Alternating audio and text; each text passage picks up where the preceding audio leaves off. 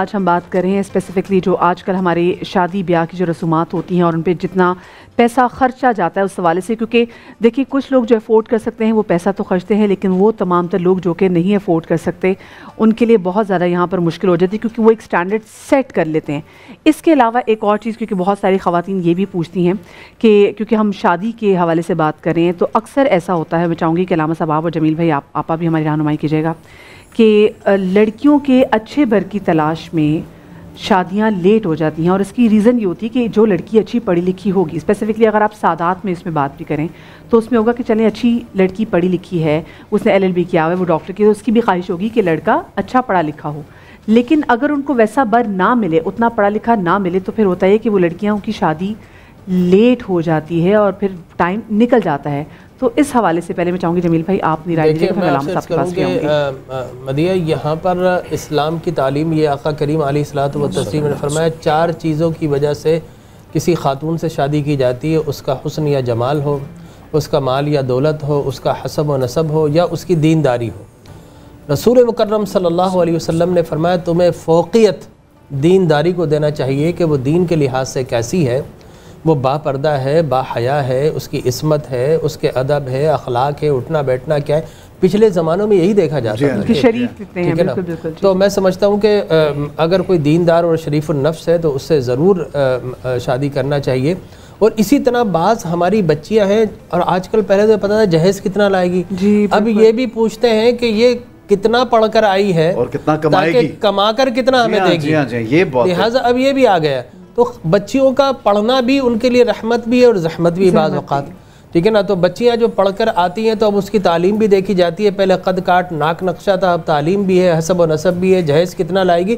تو day by day ہم اپنی زندگیوں کو اپنے ہاتھوں سے مشکل بناتے جا رہے ہیں۔ اسلام نے تو بڑی آسان اور سہل زندگی ہم عطا کی ہے، اسلام جو ہے پریکٹیکل ریلیجن ہے، لیکن ہاں کفو کے معاملات ضرور ہیں۔ جسے سید ہے تو ظاہر ہے وہ سید ہی کو چاہے گا، اور میں سمجھتا ہوں رسول اللہ صلی اللہ علیہ وسلم کو اللہ نے انا اعطیناک الکوثر کی کثرت عطا فرمائی ہے، جگہ جگہ پر سادات کرام موجود ہیں، لہذا ان کی شادیوں کے اندر اس بنیاد پر میں سمجھتا ہوں کہ مشکلات نہیں آنی چاہیے اور نہیں آتی ہوں گی، لیکن باقاعدہ اب ایسا بھی نہیں ہو سکتا نا کہ کراچی والی بچی ہے وہ کسی دیہات میں جائے۔ جی ہاں یہ بھی دیکھنا چاہیے، یہی تو بات ہے۔ اچھا جی، سمینہ ہمارے ساتھ کال اس وقت لندن۔ السلام علیکم جی۔ السلام علیکم جی سمینہ صاحب، سمینہ بیگ بات کر رہی ہوں لندن سے۔ جی جی احسن بھائی اور مدیہ، آپ کا پروگرام بہت اچھا ہے، بہت زبردست پروگرام آپ لوگ کرتے ہیں، میں بہت شوق سے دیکھتی ہوں۔ اچھا، مجھے علماء سے یہ بات کرنی تھی کہ دیکھیں شادی تو ماں باپ اتنا خرچہ کر کے کرتے ہیں، ساری بچیوں کے اتنے خرچے کر کے شادی کرتے ہیں، مگر یہ کہ شادی جو ہے نا سمجھ میں نہیں آتا ہے کہ شادی کر دیتے ہیں ماں باپ اتنا خرچہ کر کے، مگر جو ہے نا میرے ہسبینڈ کے ساتھ، مطلب میرے ساتھ ایک پرابلم ہے، میں شیئر کرنا نہیں چاہ رہی تھی مگر میں شیئر کر رہی ہوں کہ میرے ہسبینڈ اپنی بھتیجی کے ساتھ انوالو ہیں، اور ماں باپ دیکھیں اتنی خرچہ کر کے شادی تو کرتے ہیں، پر میں کیا بتاؤں میرے ہسبینڈ اتنے زیادہ مطلب انوالو ہیں ان سے، اور میں ان سب چیز ان کے جانتی ہوں کہ ان کی کیسے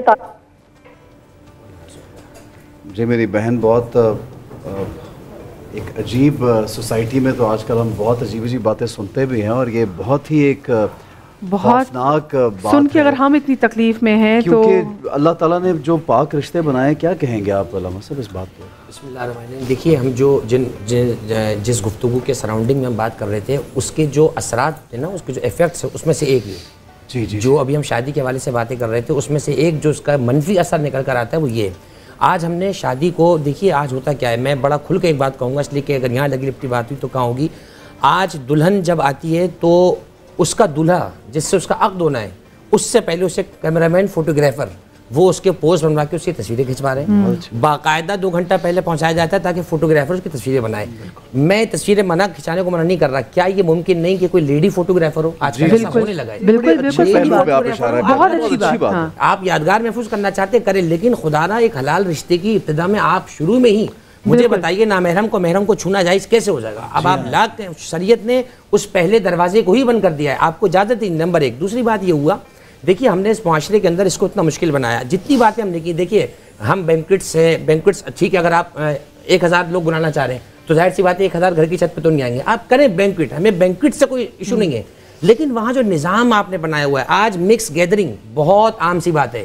سورۃ النور میں اللہ سبحانہ و تعالیٰ نے صاف فرمایا ہے مومن مرد عورتیں اپنی نگاہوں کو نیچے رکھیں. لیکن آپ مجھے بتائیے مکس گیدرنگ میں جب خواتین اپنے میک اپ کے ساتھ لباس کے ساتھ گئی ہیں، کیسے ممکن ہے کہ نامحرم مرد کی نگاہ نہیں اٹھے گی؟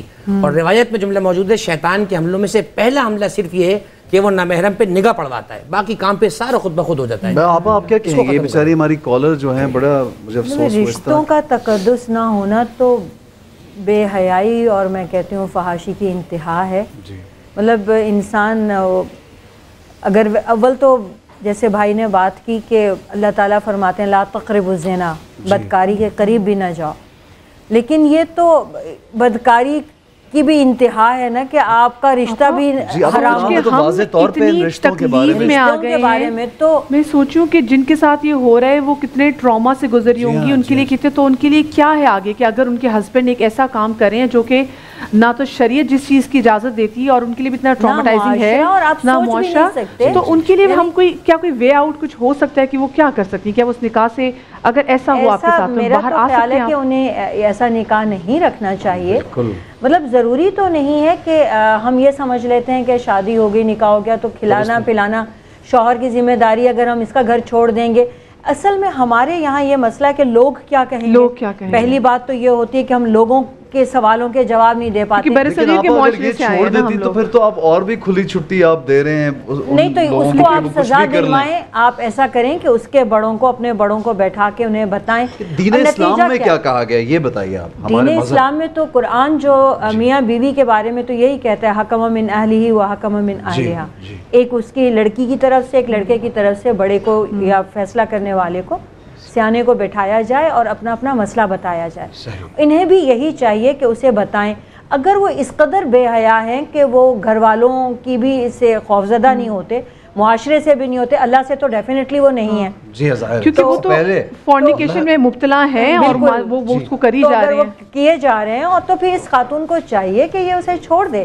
مطلب اس غلاظت اور اس بے حیائی کو کیوں برداشت؟ بالکل بالکل. دیکھیں میں سمجھتا ہوں یہ انتہائی سیریس ایشو ہے. پہلی بات تو ہے کہ میڈیا پہ نہیں آنا چاہیے تھا، لیکن آ گیا ہے تو اب اس کو پایہ تکمیل تک اس طرح پہنچایا جائے. میڈیکل سائنس بڑا ترقی کر گئی ہے. اگر وہ خاتون صحیح ہے تو انہیں اپنے شوہر کے خلاف جانا چاہیے تھانے میں، ایف آئی آر، اس کا ڈی این اے ٹیسٹ ہونا چاہیے دونوں کا، اور اس کے بعد اگر ایسا ہو جائے تو دونوں کو آگ کی بھٹی میں ڈال دینا چاہیے.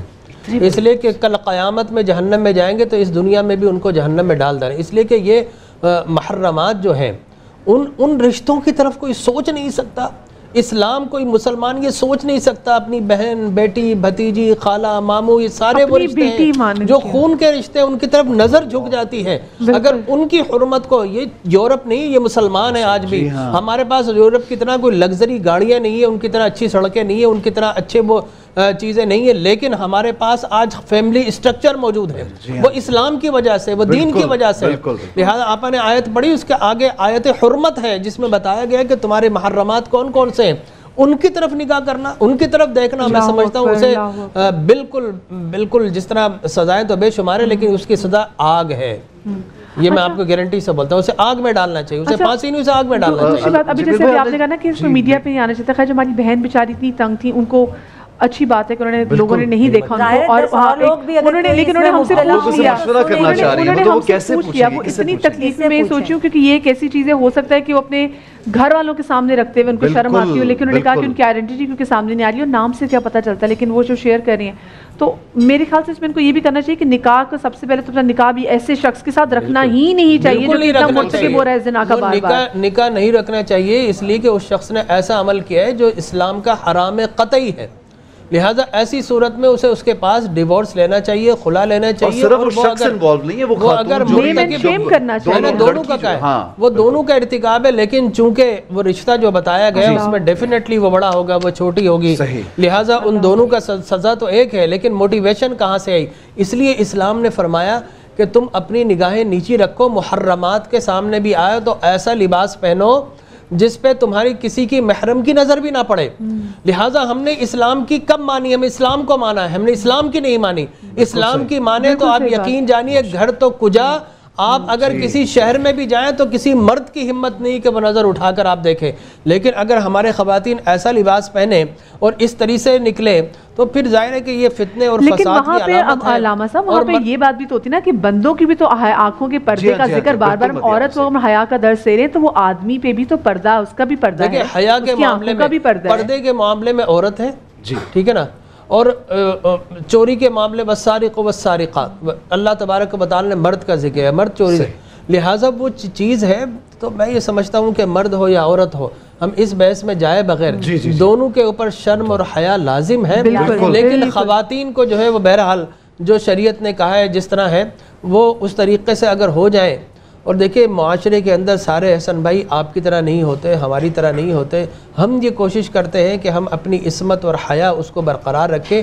کچھ لوگ ایسے بھی ہوتے ہیں کہ جو اور پھر نیٹ کے اوپر جانے کے بعد آپ یہ دیکھیں کہ اتنی غلیظ چیزیں دستیاب ہیں، لہٰذا وہ بچہ جو کہ 12 سال کے اندر پیوبک ایج پر پہنچتا تھا آج وہ 9 اور 10 سال میں پیوبرٹی پر پہنچ جاتا ہے، لہٰذا ایسی صورت کے اندر اتنی خرافات وہ دیکھ رہا ہوتا ہے، لہٰذا اب وہ چیزیں میں آپ کو کیا بتاؤں، مجھے ایک صاحب بتا رہے تھے صاحب میڈیا پہ جاؤ تو وہاں پر جناب باقاعدہ ہیڈنگز لگی ہوتی ہے کہ جناب باپ اور بیٹا، ماں اور بیٹا، اور یہ اور وہ اس ٹائپ کی چیزیں، تو ایسی چیز وہ دیکھ کر ہمارے ذہنوں کو، بچوں کو پراگندہ کیا جا رہا ہے۔ تو میں یہ سمجھتا ہوں ان سب چیزوں کو روکنا ہم سب کی، والدین کی بھی ذمہ داری ہے، گھر کے بڑوں کی بھی ذمہ داری ہے، اور پھر ماؤں کی ذمہ داری ہے بچوں کی تربیت کرے۔ بیٹا تمہارا باپ آئے، اس سے پہلے آنے کا وقت ہو گیا ہے، اپنے سر پر دوپٹہ اوڑھ لو، لباس درست کر لو، باپ کے سامنے حیا۔ آپ یقین جانیے ہمارے گھروں میں یہ ہوتا ہے، ہوتا رہا ہے، لیکن اب آہستہ آہستہ جا رہا ہو۔ میں سمجھتا ہوں کہ جو بیویاں ہوتی تھی جب سسر آ رہا ہے تو وہ اپنی